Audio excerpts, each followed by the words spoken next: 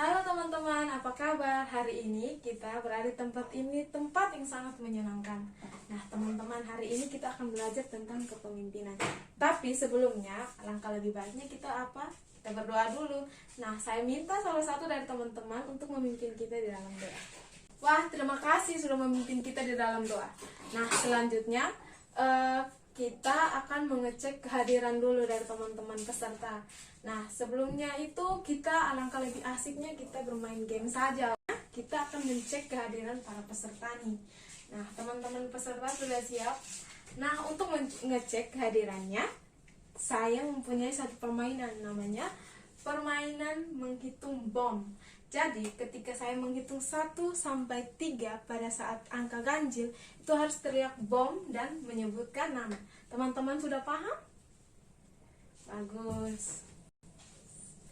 Nah, wah, bagaimana? Permainan itu sangat seru kan? Teman-teman sudah ceria pagi ini? Nah, selanjutnya kita akan masuk ke materi tentang kepemimpinan.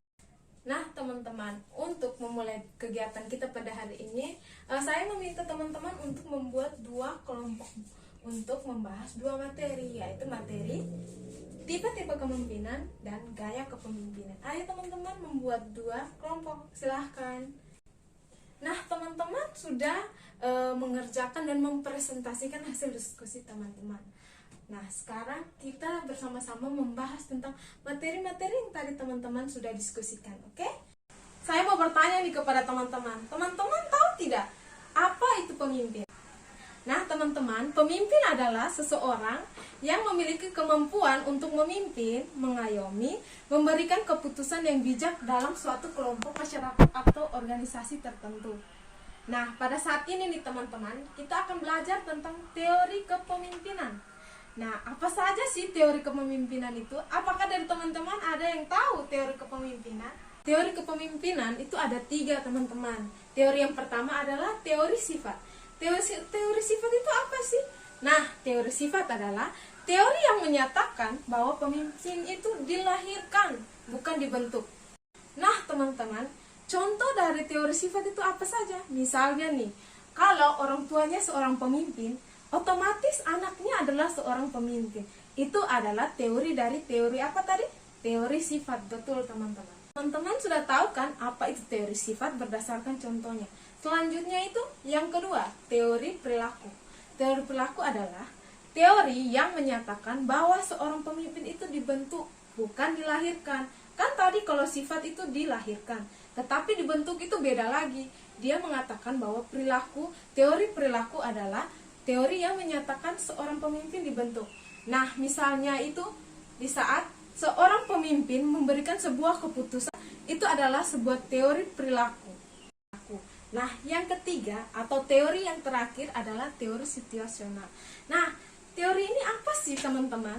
Teori ini adalah teori yang menyatakan seorang pemimpin itu berdasarkan situasi. Misalnya dalam model manajemen. Nah, model manajemen itu akan berubah apabila situasinya berubah, teman-teman. Nah, teman-teman sudah tahu kan teori-teori kepemimpinan itu apa saja? Nah, selanjutnya kita belajar tentang gaya kepemimpinan. Nah, teman-teman tahu tidak gaya kepemimpinan itu apa saja? Nah, kan saya akan menjelaskan gaya kepemimpinan. Yang pertama, gaya kepemimpinan otokratis. Nah, gaya kepemimpinan otokratis merupakan gaya kepemimpinan yang memusatkan semua keputusan pada seorang pemimpin. Nah, pada gaya kepemimpinan ini biasanya bawahan tidak diberikan kewajiban atau menentukan sebuah tujuan, tetapi semua keputusan dilakukan mutlak oleh seorang pemimpin. Dalam artian bahwa bawahan tidak diberikan kesempatan untuk menyampaikan pendapatnya. Gaya kepemimpinan yang kedua adalah gaya kepemimpinan demokratis.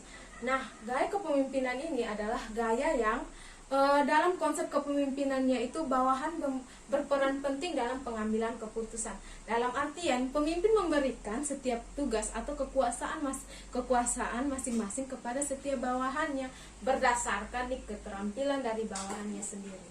Nah, yang berikutnya adalah gaya kepemimpinan karismatik. Nah, gaya kepemimpinan karismatik merupakan gaya kepemimpinan yang tidak semua orang memilikinya, karena ini adalah gaya yang sangat istimewa dan jarang dimiliki orang lain. Nah, gaya ini adalah gaya yang istimewa karena gaya ini terdapat pada seorang pemimpin yang dapat mengendalikan bawahannya. Nah, teman-teman, kita kan sudah belajar tentang tipe-tipe dan gaya kepemimpinan. Nah, selanjutnya nih, saya mau tahu dari teman-teman. Coba kita membuat satu kesimpulan tentang materi kita hari ini. Siapa yang berani untuk menyampaikan pendapatnya?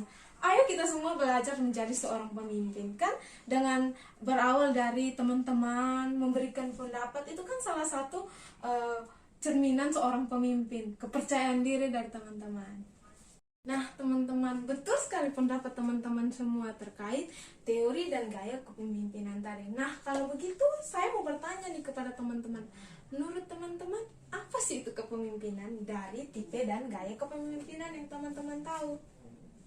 Nah, betul sekali. Teman-teman sudah menjelaskan bahwa pemimpin adalah seseorang yang memimpin, memiliki sifat, memiliki perilaku seorang pemimpin, bijaksana dalam memberikan sebuah keputusan, itu adalah seorang pemimpin. Nah, apakah teman-teman semua ingin menjadi seorang pemimpin? Ya, bagus sekali. Memang menjadi seorang pemimpin itu tidak gampang, tapi pasti kita bisa menjadi seorang pemimpin. Nah, teman-teman, ternyata hari ini pertemuan kita sudah sampai pada penghujung. Nah, tapi kita masih punya tugas untuk besok. Jadi teman-teman, besok kita akan belajar tentang manajemen motivasi. Tapi setelah kita belajar tentang manajemen motivasi, kita akan stimulasi menjadi seorang pemimpin. Teman-teman pasti semua sudah siap kan? Kan sudah belajar tentang tipe dan gaya kepemimpinan.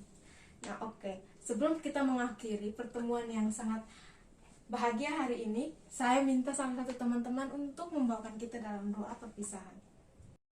Nah, terima kasih sudah memimpin kita di dalam doa. Selanjutnya, teman-teman bisa keluar dari ruangan. Sampai jumpa besok. Bye-bye.